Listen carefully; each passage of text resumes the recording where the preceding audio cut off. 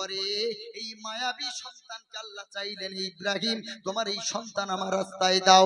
ইব্রাহিমকে ইসমাঈলকে শুইয়ে দেওয়া হলো, ওয়াতাল্লাহু লিল জাবিন, কাত করে শুইয়ে দেওয়া হলো, হাত পা বাঁধা। বললেন আব্বা হাত খুলে দাও, পা খুলে দাও। হাতের বাঁধন খুলে দেওয়া হলো, পায়ের বাঁধন খুলে দেওয়া হলো। এরপরে আব্বাকে বলছে ইসমাঈল আলাইহিস সালাম, আব্বা গো চোখে একটা পটি বেঁধে নাও। তাফসীর ইবনে কাসীরের ভিতরে লেখা আছে ইসমাঈল আলাইহিস সালাম আব্বা জানকে বললেন, আব্বা চোখে একটা পটি বেঁধে নাও। ওইটুকু বাচ্চা কত ব্রিলিয়ান্ট, কত বুদ্ধি, কত বিচক্ষণতা, কত কনসাস, কত সচেতন। তিনি জানেন আমার তো কষ্ট হবে, কিন্তু আমার আব্বার আরো কষ্ট হবে। আমার আব্বা চোখে দেখে আমাকে কুরবানি করবে, আমার আব্বার কষ্ট অনেক হবে। এজন্য বললেন আব্বা গো চোখে একটা পটি বেঁধে নাও, তারপরে তুমি তলোয়ার চালাও। তোমার তলোয়ারে আমি দুনিয়া থেকে শহীদ হয়ে যেতে চাই। হযরত ইব্রাহিম খলিলুল্লাহ চোখে পটি বেঁধে নিলেন, ছোরাটা বিসমিল্লাহ বলে চালালেন। ওয়ানাদাইনাহু আইয়া ইব্রাহিম। কোন পকেট ছিল না, কাপড়ও ছিল না। মায়েরা কাপড় দিয়ে ঢেকে আমাদের ইজ্জত দিলেন। চলেও যখন যাব তখনও আল্লাহ ইজ্জতের সাথে আল্লাহ আমাদের কবর পর্যন্ত পৌঁছান। জোরে বলেন সুবহানাল্লাহ। তবে পকেট কেন নাই? কারণ খালি হাতে এসেছি, খালি হাতে যেতে হবে, এর জন্য কাফনের কোনো পকেট হয় না। আজকে তুমি যেই জমিন, যেই জায়গা, যেই জায়গা, যেই দোকান, যেই পুকুর, যেই ঘর তুমি আজকে ভোগ করছো, তোমার আগে তোমার বাবা এই ঘর বাড়ির মালিক ছিল। তিনি যতদিন বেঁচে ছিলেন বলেছিলেন ঘর আমার, এ বাড়ি আমার, এ পুকুর আমার, এ দোকান আমার, এর সব মালিক আমি। তার আগে তোমার দাদু এই স্লোগান দিয়েছিল, এ ঘর আমার, এ জায়গা আমার, এ পুকুর আমার। এই স্লোগান দিতে দিতে খালি হাতে চলে গেল আমার আপনার আব্বার হাতে তুলে দিয়ে। আব্বা চলে গেল আমাদের হাতে তুলে দিয়ে, কিচ্ছুটি নিয়ে যেতে পারেনি। না জমি নিয়ে গেছে, না দোকান নিয়ে গেছে, না ঘর বাড়ি বিল্ডিং নিয়ে গেছে। যে ঘরে তোমার বাপ থাকতো, যে ঘরে তোমার মা থাকতো, কখনো এই ঘরের দিকে তাকিয়ে তোমার মনে ওঠে যে এই ঘরটা আমার আব্বাজি থাকতো, এই ঘরটা আমার মা থাকতো? আজকে ঘরটা খালি শূন্য হয়ে পড়ে আছে, কেউ নাই, সব কিছু ফেলে রেখে চলে গেল। আজকে আমরা সেই জায়গা জমিনের মালিক হয়েছি। আজকে যেই বাপ, যেই মা দুনিয়া থেকে চলে গেল, এত কোটি কোটি টাকা দামের জায়গা, এক কাঠা জমি এখন কত দাম, একটা ঘরের কত দাম, এত দামি সম্পদ আমাদের হাতে তুলে দিয়ে চলে গেল। তাদের জন্য 20টা হাজার দেব চিন্তা করছি, অথচ তুমি 20 লক্ষ টাকা দামের জমিন আর ঘরের উপরে তুমি ভোগ করছো, যার বর্তমান ভ্যালুয়েশন 20 লক্ষ, বর্তমান ভ্যালুয়েশন 50 লক্ষ, কয়েক কোটি কোটি কোটি টাকার সম্পদ বাপ মা ফেলে রেখে চলে গেল, কবরে কিচ্ছু নিয়ে যায়নি। তোমার কাছে মাত্র হুজুর 20টা হাজার টাকা চেয়েছে, আর তুমি তোমার বাবার দেওয়া, মায়ের দেওয়া কোটি কোটি টাকার সম্পদ ভোগ করছো। তাদের কবরের জন্য 20টা টাকা, 20,000 টাকা দেবে, তুমি চিন্তা করছো? আরে মুসলমান, এজন্য যতদিন বাপ রোজগার করতে পারছে ততদিন বাপ, যতদিন বাপ সংসারের হাল ধরতে পারছে ততদিন বাপ। বাপ যখন বার্ধক্য উপনীত হয়েছে, বৃদ্ধ হয়ে গেছে, আর রোজগার করতে পারছে না, ছেলের রোজগারে ডিপেন্ডেন্ট হচ্ছে, তখন ছেলে বলে আমি একা কেন খাওয়াবো, তোমার তো আরো 3টে ছেলে আছে, তাদের কাছে 2 মাস করে খেতে পারো না, আমি একা কেন 12 মাস টানবো? আর যতদিন বাপ একা রোজগার করেছিল তখন সব ছেলেরা বাপের সাথে মিল মোহাম্মত। এর আশা ফার্স্ট প্লটের জমিটা যেন আমাকে দেয়, ওর আশা যেন আমাকে দেয়। যেদিন বাপটা অপারগ হয়ে পড়লো সকলের কাছে, তখন অবজ্ঞার পাত্র হলো, হেয় প্রতিপন্ন হলো ওই বাপ। তাহলে পৃথিবীতে যার টাকা আছে তারই মূল্য আছে, যার পয়সা নাই তার এক আনাও দাম নাই।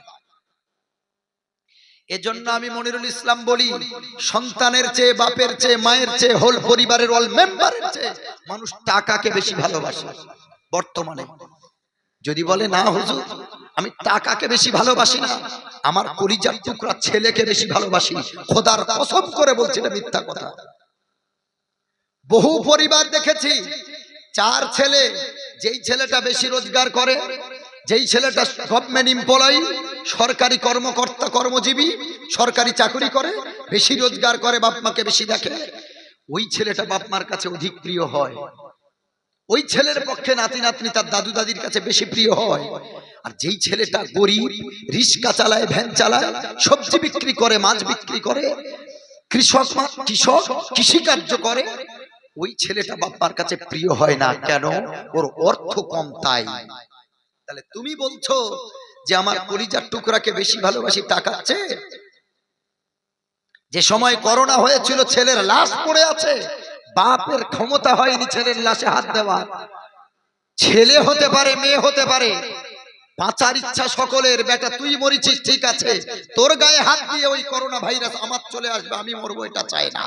বাপ মরে পড়ে আছে, ছেলে বাপের দূর থেকে কাঁদছে, মা মরে পড়ে আছে, বাচ্চা দূর থেকে কাঁদছে, কাছে আর কেউ যায় না। সেই সময় দুই শ্রেণীর মানুষ কাছে এসেছিল। একটা হলো গ্রামের ওয়াক ডাক্তার, যারা গ্রামের আরএমপি সিএমএস ইডি করে যারা ডাক্তারি করেছে, কোন হসপিটাল নার্সিং হোমে থেকে একটু ভালো ডাক্তারের কাছে প্র্যাকটিস করেছে যারা, ওই ডাক্তারগুলো সেই সময় আদর যত্ন করেছিল। বাকি এমবিবিএস পাস যারা, তাদের দেখা ধারে পাশে তারা ছিল না। আপনি হসপিটালে গিয়েছিলেন, দূর থেকে ইনজেকশন পুশ করেছে, গায়ে টাচও করে। আর গ্রামের কোয়াক ডাক্তার, গ্রামীণ চিকিৎসক, তারা সেই সময়টা কাছে বসে তারা আদর করে ইনজেকশন করেছে, তারা গায়ে হাত দিয়ে বিপি পেশাব দেখেছে, সব করেছে। আর কারা পাশে ছিল? মসজিদের হুজুরেরা। কে গোসল দেবে? হুজুর। বেটা মরে গেছে, বাপ গোসলে যায় না, বাপ মরে গেছে, বেটা গোসল দিতে পারবে না, ভয়।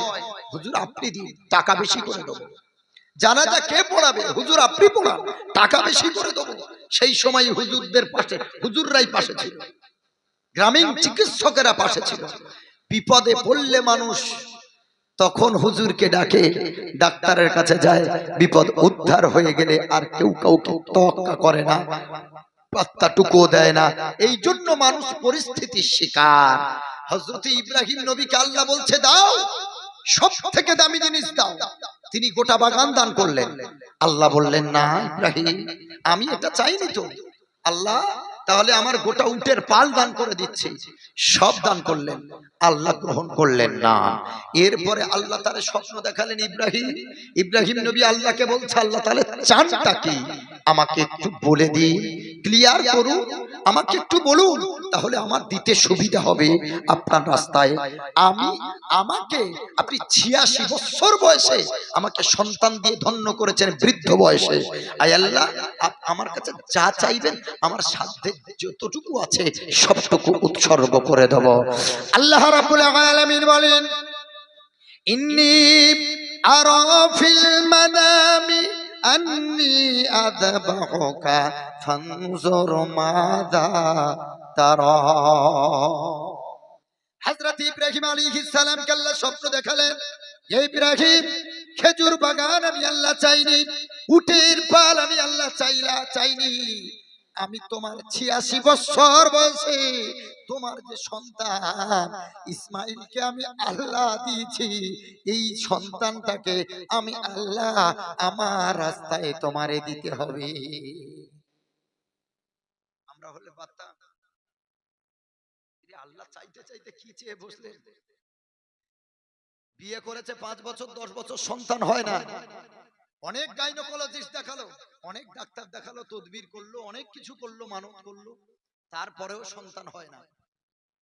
বহু কষ্টের পরে আল্লাহ একটা সন্তান যদি দেয়, ওই সন্তানের প্রতি ওই বাপ মায়ের বেশি মহব্বত বেশি হয় না কম হয়? বলেন, একটু জোরে বলেন। দাদু দাদির ওই নাতির উপরে বেশি টান হয় না? হয় না? এক সেকেন্ড চোখের বাইরে রাখতে দেয় না, কারণ বহু কষ্টের ফল ওটা। বছরের পর বছর চলে গেছে, ইব্রাহিম নবী আলাইহিস সালাম বৃদ্ধ বয়সে সন্তান পেলেন, বৃদ্ধ বয়সে সন্তান পেলেন। আল্লাহর কাছে দোয়া করছে, আল্লাহ রব্বানা হাব লানা মিন আজওয়াজিনা ওয়া যুররিয়াতিনা কুররাতা আ'য়ুন ওয়াজআলনা লিল মুত্তাকিনা ইমামা। আয় আল্লাহ, আমাকে এমন একটা সন্তান দাও যেন আমার চক্ষু শীতল হয়, আর আমার সন্তান গোটা জগতের যেন ইমাম, গোটা জগতের নবী যেন হয়। আল্লাহ দোয়া কবুল করলেন। এরপরে 86 বছর বয়সে আল্লাহ তাকে একটা সন্তান দিলেন। নাম রাখলেন ইসমাইল আলাইহিস সালাম। আল্লাহ যখন ইব্রাহিম নবীর কাছে চাইলে, আল্লাহ যখন স্বপ্নে দেখালেন, ইব্রাহিম রে, তোমার কলিজার টুকরা ইসমাইলকে আমি চাই।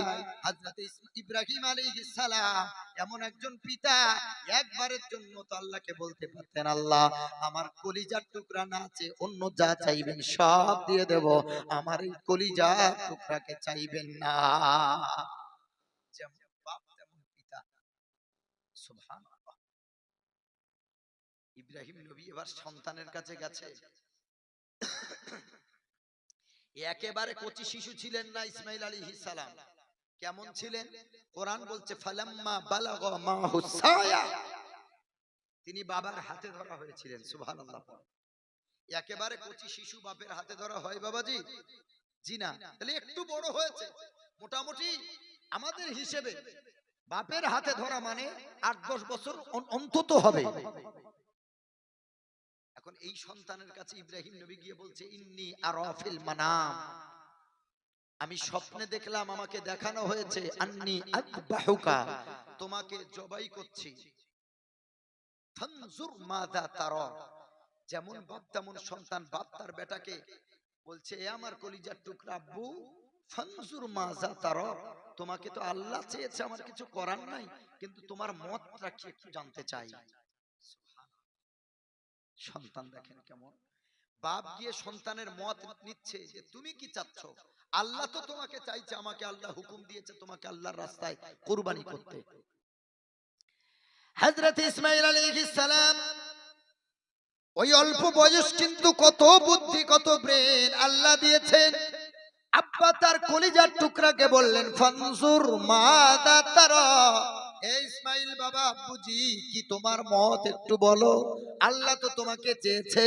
হযরত ইসমাইল আলাইহিস সালাম কেমন পিতার কেমন সন্তান, তিনি বললেন, ইয়া আবাতি ফাআল মা তুমার সাতাজিদুনি ইনশাআল্লাহ মিনাস সাবিরিন। একটু ঘুম ছাড়িয়ে বলেন সুবহানাল্লাহ। একটু তাকবীর দেন তো বাবাজি, নারায়ে তাকবীর, নারায়ে তাকবীর। আরে যুক্তি আর মুসলমান আওয়াজ দিয়ে বলেন নারায়ে তাকবীর। বর্তমানে হিন্দুত্ববাদী সংগঠন এক হয়েছে তারা জয় শ্রীরামের ধ্বনি দিয়ে, আর আল্লাহ বলেছেন কালিমাতুল্লাহি হিয়াল উলিয়া।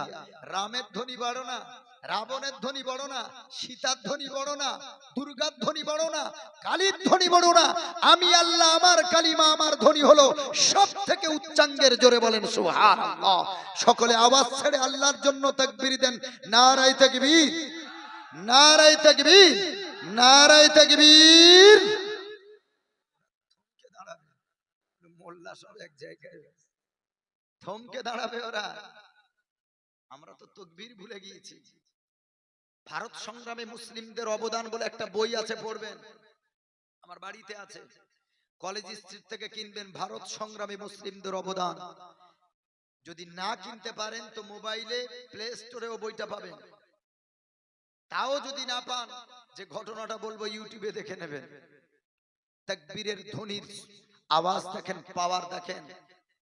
যিনি কোরআন মাজিদের জাবার জের পেশ তৈরি করলেন, যখন দেখছে মানুষ কোরআন ভুল পড়ছে, তিনি তখন চিন্তা করলেন, তিনি লক্ষ লক্ষ মুসলমানকে হত্যা করেছিলেন, তার নাম ছিল হাজ্জাজ বিন ইউসুফ। কিন্তু তিনি একটা দামি কাজ করেছিলেন, কোরআন শরীফের জের জাবার পেশ তিনি তৈরি করেছিলেন, আবিষ্কার করেছিলেন, যার কারণে আমরা কোরআন ভুল পড়া থেকে অনেক আল্লাহ হেফাজত করেছে। তার জামাই ছিল, তার নাম ছিল মোহাম্মদ বিন কাসেম। মাত্র 17 বছর বয়স। কত বছর? মাত্র 17 বছর বয়স।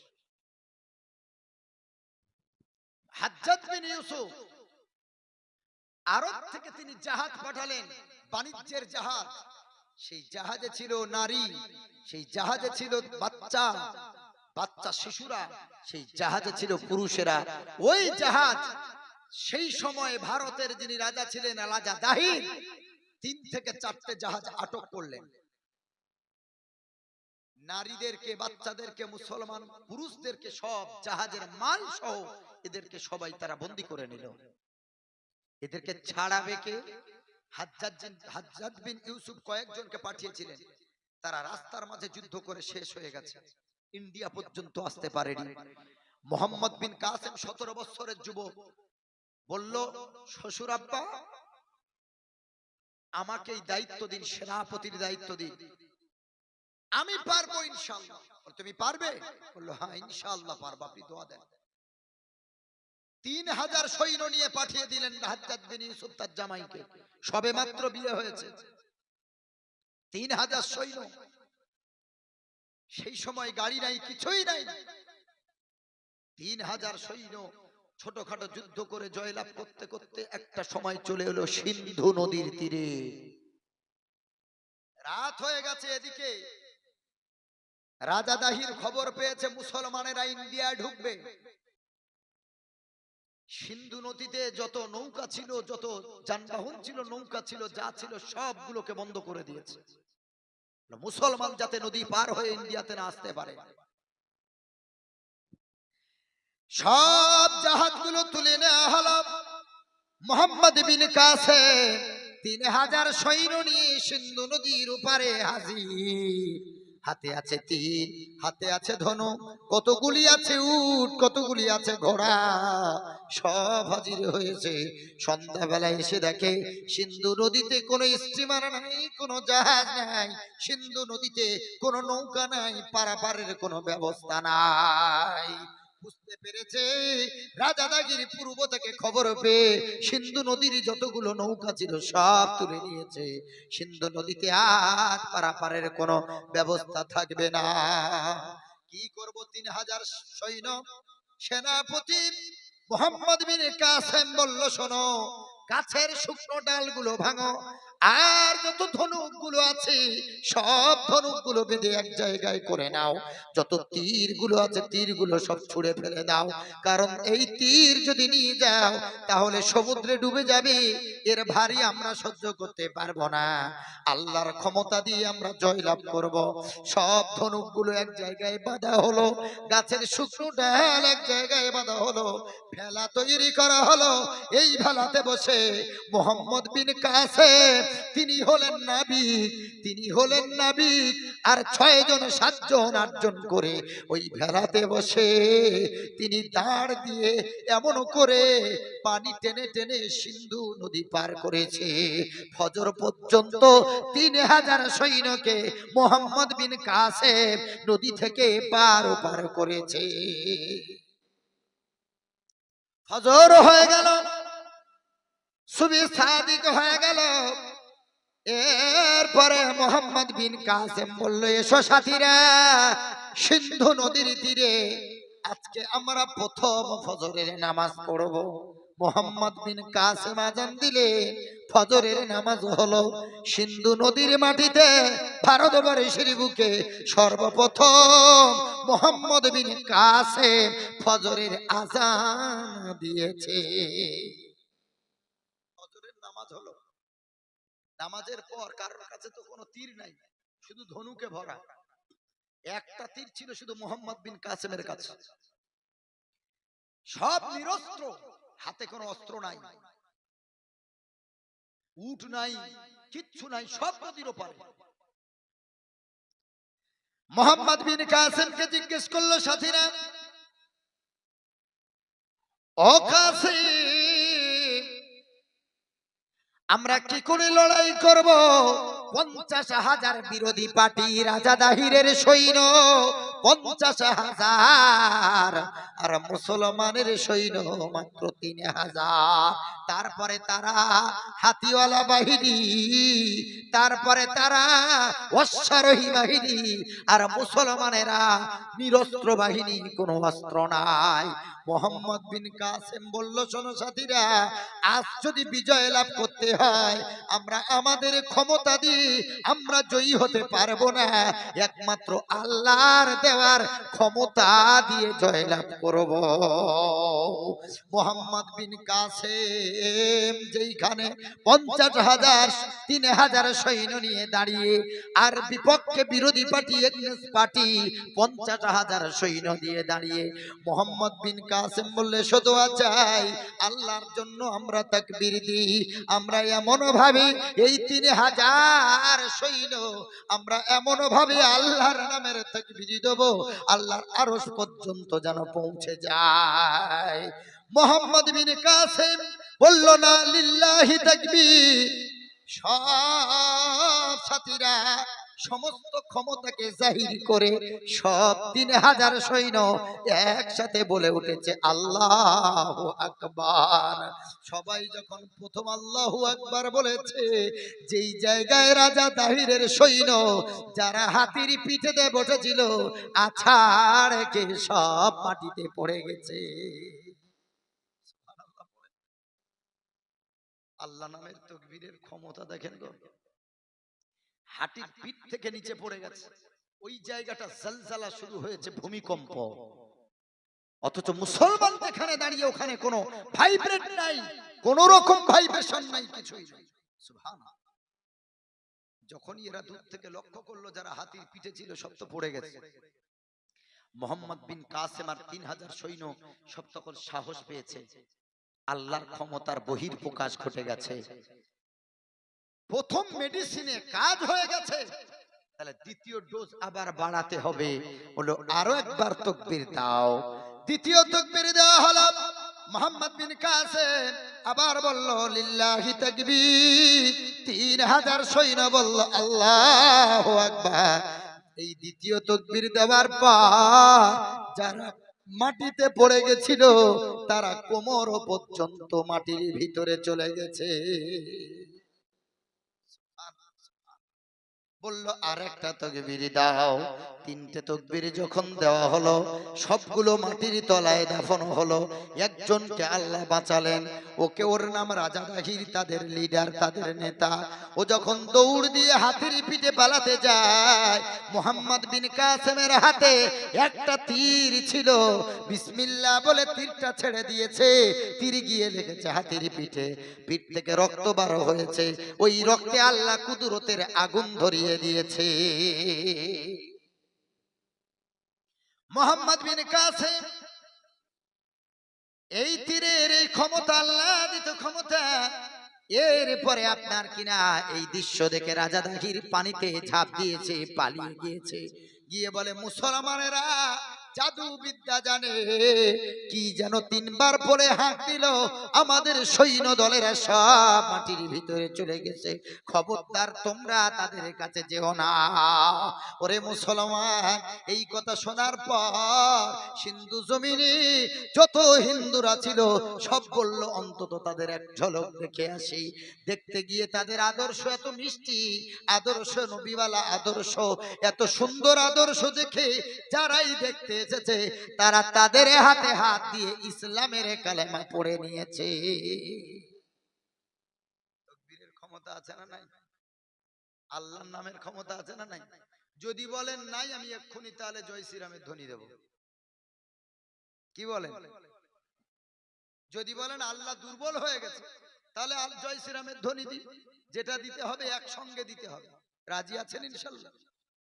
আল্লাহর ধ্বনি দিতে গিয়ে যদি গলা বসে যায়, আল্লাহর ধ্বনি দিতে গিয়ে যদি হার্ট অ্যাটাক হয়ে মৃত্যু হয়, আল্লাহর ধ্বনি দিতে গিয়ে স্ট্রোক করে যদি মৃত্যু হয়, আল্লাহর ধ্বনি দিতে গিয়ে যদি লাঞ্চ ফেটে যায়, তো এই মৃত্যুর মতো সেরা মৃত্যু আর হবে গো? জি না, মৃত্যু তো আমাদের হবে।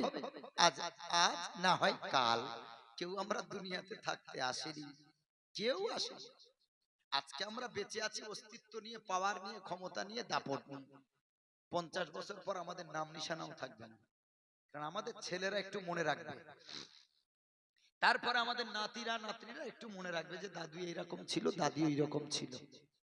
ও কিন্তু ওদের সন্তানেরা আর আমাদের মনে রাখবে না। তাহলে 40 থেকে 50 বছর পর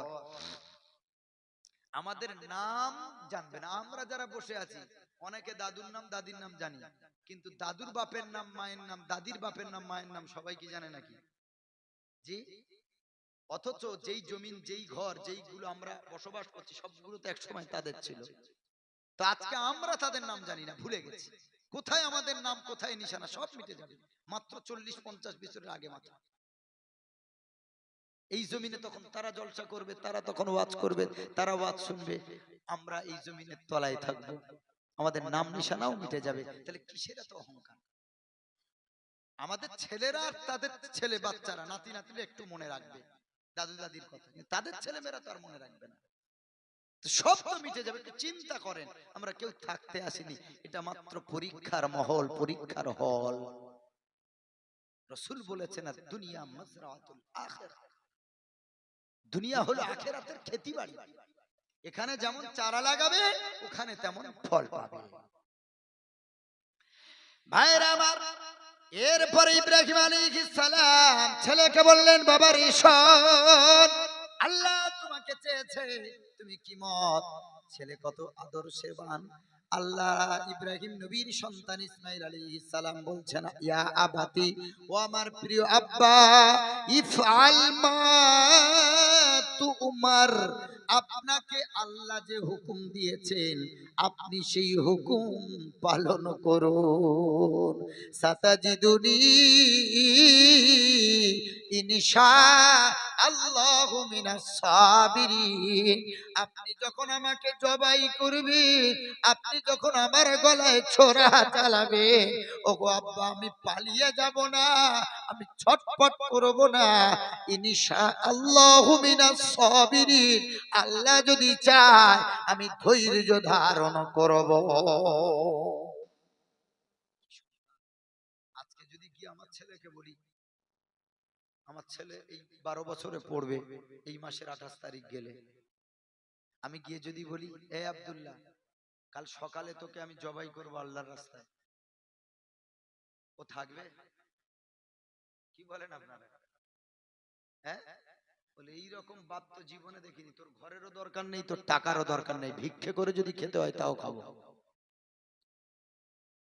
ও যদি ভাঙা কবরেও লুকাতে হয় তাও লুকাবে, বাপের হাতে জীবন দেবে না। কিন্তু ইব্রাহিম নবীর সন্তান ইসমাঈল সাল্লাম কেমন দেখেন, তিনি জানলেন যে আমার আব্বা আমাকে কুরবানি করবেন আল্লাহর রাস্তায়, জবাহ করবেন। তারপরে তিনি কত আল্লাহ প্রেম দিয়েছেন, ওইটুকু বাচ্চার কত বুদ্ধি, তিনি জানেন যে আমার আব্বা কষ্ট পাবে, আমার আব্বা অনেক কষ্ট পাবে। এজন্য তিনি আব্বাকে সান্ত্বনা দিয়ে কি বলছেন, ও আব্বা, আপনি চিন্তা করছেন আমি ছটফট করব, আপনি যখন ছোরা চালাবেন আপনি মনে করছেন আমি অনেক কষ্ট পাবো, ছটফট করব না গো আব্বা, আমি ধৈর্য ধারণ করব, আমি নড়বো না চড়বো না। জোরে বলেন সুবহানাল্লাহ। একটা বাপ তার সন্তানের গলায় ছোরা চালাবে, কতটুকু কষ্ট একটু চিন্তা করেন। ছেলে যদি একটু, বাচ্চা যদি একটু কেঁদে ওঠে, একটু যদি পড়ে যায়, লেগে যায়, আমাদের চোখে পানি চলে আসে, কলিজাটা ভেঙে যায়। বাচ্চা যদি কেঁদে ওঠে, কোলে নিয়ে কত মায়া করি, মমতা করি, কত চুমা দিই, কত ভাবে তাদের কান্না বন্ধ করি। আর ইব্রাহিম নবী জানেন যে আমার ছেলেকে আমি নিজ বাবা হয়ে আমার ছেলেকে আমি কুরবানি করবো আল্লাহর রাস্তায়, তাহলে তার কলিজাতে কেমন লেগেছিল একটু চিন্তা করেন। ভাইরা আমার, এরপরে ছেলেকে নিয়ে যাওয়া হলো, ওই যে মিনা যারা হজ করেছেন, ওই মিনা ডান দিকে বাঁ দিকে আপনার কিনা বিশাল পাহাড়, যেইখানে কুরবানি দেওয়া হয়েছিল ওই জায়গায় এখনো একটা পাথর বসানো আছে, দেখানোর জন্য এই সেই জায়গা যেখানে ইব্রাহিম আলাইহিস সালাম তার সন্তানকে এখানে কুরবানির জন্য এনেছিলেন। ওয়াতাল্লাহু লিল জাবিন, ছেলেকে কাত করে শুইয়ে দেওয়া হলো। ওয়াতাল্লাহু লিল জাবিন, ছেলেকে কাত করে শুইয়ে দেওয়া হলো, হাত বাঁধা পা বাঁধা। ওগো মুসলমান বাবাজি, আল্লাহর জন্য, আল্লাহকে রাজি খুশি করার জন্য ইব্রাহিম নবী কেমন ত্যাগ তিতিক্ষা বিসর্জন দিয়েছেন। ছেলের হাত বাঁধা পা বাঁধা, ইসমাঈল নবী বললেন আব্বা গো আমার হাতের বাঁধন খুলে দাও, পায়ের বাঁধন খুলে দাও, কারণ যদি আমাকে হাত পা বেঁধে তুমি কুরবানি দাও, কিয়ামতের দিন যদি আমার আল্লাহ আমারে প্রশ্ন করে, রে ইসমাইল তুই নিজের ইচ্ছায় আমার কাছে আসিস নাই, নিজের ইচ্ছায় তোর জীবনটা দিসনি, ও আমার প্রিয় আব্বা আমি সেই দিন তো ফেঁসে যাব। সেই দিন আমি কি জবাব দেব? আমার হাতের বাঁধন খুলে দাও, আমার পায়ের বাঁধন খুলে দাও। বলো গো বাবাজি ওই দিনটা কেমন ছিল? যেই সালামটা ছিল শেষ সালাম। ইসমাইল আলাইহিস সালাম মায়ের প্রতি কত মহব্বত, বাচ্চাকে মাকে তাদের বাচ্চার আব্বা ইব্রাহিম নবী কাবা বাইতুল্লাহর কাছে রেখে চলে গেলেন। যখন কিছু খেজুর আর কিছু রুটি কিছু পানি দিয়ে চলে যাচ্ছে, মা হাজরা তখন পিছন থেকে জিজ্ঞেস করছেন, স্বামী এই রকম জঙ্গলে এই রকম জায়গায় মরুভূমির পাশে আমাকে আমার বাচ্চাকে রেখে যাচ্ছেন স্বামী, আমরা কি খাবো কি করব? আপনি কি নিজের ইচ্ছায় রেখে যাচ্ছেন না কার ইচ্ছায়? স্বামী হয়ে কত কষ্ট তার নিজের বিবিকে রেখে আসতে হয়, কত কষ্ট। ৮৬ বছর বয়সে বৃদ্ধ অবস্থায় এই রকম একটা সন্তান আল্লাহ তারে দিয়েছেন, এই রকম কচি মাসুম বাচ্চাকে ওইখানে রেখে আসতে হয়। আসমানের দিকে একটা আঙুল তুলে বলল, বিবিরি এটা আমার ইচ্ছা না, এটা আল্লাহর ইচ্ছা। কত পরীক্ষা ইব্রাহিম নবীকে আল্লাহ তাআলা নিয়েছেন।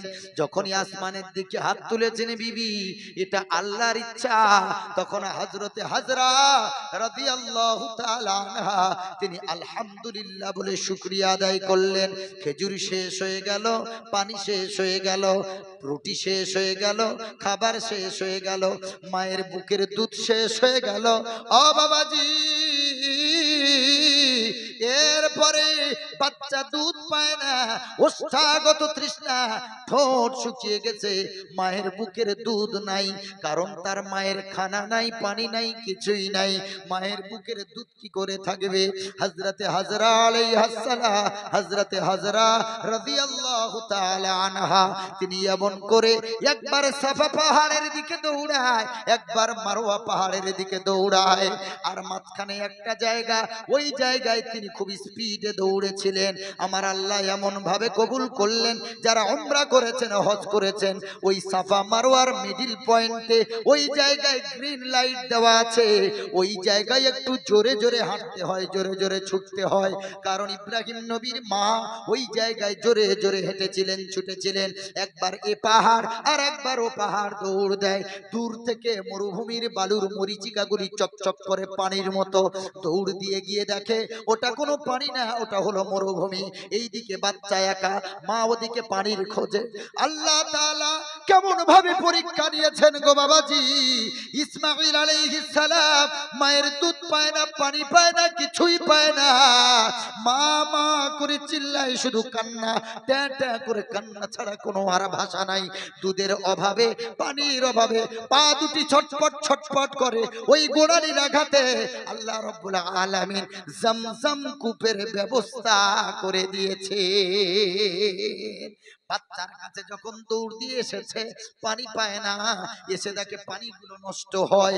হযরতে হাজরা রাদিয়াল্লাহু তাআলা আনহা এমনি তো পানির সংকট, পানির অভাব, তিনি তখন কি করলেন? বালুগুলো এক জায়গায় করে পানিগুলো তিনি রোধ করার চেষ্টা করলেন, যাতে পানিগুলো নষ্ট না হয়। কোথা থেকে পানি এলো তিনিও বুঝতে পারলেন না। হযরতে ইসমাঈল আলাইহিস সালামের গোড়ালি মারার আঘাতে, মৃদু আঘাতে আল্লাহ মরুভূমির বুক চিরে আল্লাহ পানির ঝর্ণার ব্যবস্থা করে দিয়েছে। তিনি তখন মা ওই বালুগুলো এক জায়গায় করে পানিটা তিনি রোধ করার চেষ্টা করলেন। আর আরবি ভাষায় তিনি বলছেন, হিব্রু ভাষায় তিনি বলছেন, জম জম জম, পানি তুমি থামো থামো থামো। আমার আল্লাহ রাব্বুল আলামিন ইব্রাহিম নবীর ওসিলায়, ইসমাঈলের ওসিলায়, আম্মা জান হাজরা রাদিয়াল্লাহু তাআলা আনহার ওসিলায় ওই জমিনটাকে আল্লাহ পৃথিবীর শ্রেষ্ঠ জমিন বানিয়ে দিলেন। ভাই গো আমার কত পরীক্ষা দেখেন নবীদের উপরে।